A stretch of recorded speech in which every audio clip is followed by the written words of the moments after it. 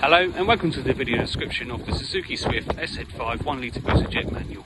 My name is Matthew, I'm the sales advisor here at TW White & Sons in Effingham. This vehicle is a two-owner car. The first owner was actually a Suzuki dealer, so it was an ex-demonstrator and then went on to the next owner after we've obviously used the vehicle for 3 months. Now walking around the vehicle, as you can see, very good condition for 3 years old, with diamond cut alloys. No marks or scuffs or dents around the vehicle, very clean. Now because this is an SZ5, you do have a few extra options than you do against the SZT. So one of those being, you've got running LEDs around the lights, as well as projector headlights, which give you the option of auto high beam and low beam lighting with the automatic lights. As you view up on top of the windscreen, you can see you've got little cameras just at the top there. What this does is gives you radar brake support. So any cars in front of you that suddenly brake, obviously the car will then pick that up, shoot it back to the front there, as you can see that flat plate, which will then let the car know that you're getting a little bit too close, or it will do an assisted brake for you. With that you can use the adaptive cruise control as well, so you can set a distance between you and that car in front of you.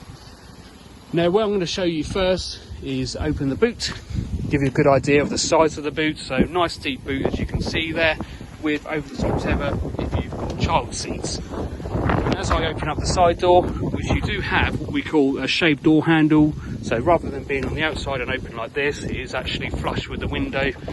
Now on first inspection, opening up, nice leg room, black cloth with the Isofix seating down the bottom there. Now as I open up the driver's door in first inspection, very clean, very well looked after, with the option obviously with the front and rear windows, the locking mechanism, electric folding mirrors by push of a button. You can only do this when the engine's on, of course, but you do have the option to do that. Now as I take a seat in the vehicle, I'll take you through a few of the options. Now just under here you can plug your iPhone in. The car does come with Apple CarPlay as well as Android Auto as well. You also have climate control, so a temperature adjust by 0.5 degree at a time, the adjustment of the wind speed, direction, air conditioning off and on, and the direction of where you want the air to circulate. But you do have the option just to turn it off, just like that, and obviously then adjust the fan speed afterwards. Moving up to the infotainment screen here, you do have the option of FM, AM and DAB radio. You do have a media button, which you can then obviously play your music via Bluetooth or from your iPhone, USB, which you'll download obviously your music onto a USB stick and plug in there, and then select your option here because the car doesn't come with a CD player. Bluetooth connection, just simply click add device and then connect your phone, in which you can control it from answer and hang up, and then obviously answer the questions through Google or even through Siri by holding the button down, asking a question, and it will normally relate and tell you on the screen here. This is where your phone would show up. So if you're connecting your iPhone, you'll have a few options here similar to the apps that you got on your phone. So your telephone, text messaging, which is all voice commanded. You can have 3 different types of satellite navigation, so you can either use the inbuilt one, or you can use the Google Maps, Siri Maps and Waze as well, which is even better. Now if I hit the home button, this is where your satellite navigation is. Obviously hit the confirm button, but you can also have 3D mode as well, so you can see further down the road, which is handy. All cars do come with a reverse camera, so very accurate when you're coming. They don't normally come with parking sensors. You can add them if you wanted to. I believe the prices of those, if you wanted just rear, is $250, or for front and back is $500.